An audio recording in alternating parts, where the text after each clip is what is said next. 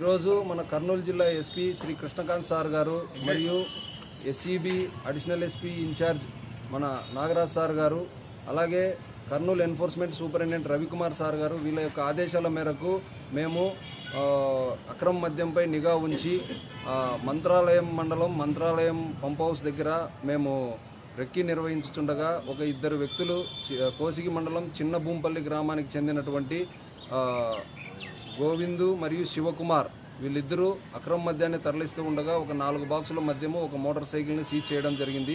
వీటి యొక్క విలువ మొత్తం సుమారు 50,000 దాకా ఉంటుంది. వీళ్ళిద్దరిని అరెస్ట్ చేసి రిమాండ్కు పంపడం జరిగింది.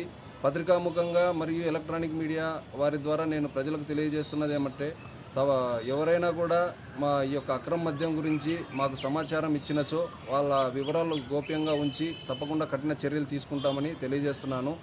నా యొక్క మొబైల్ నెంబరు 94409025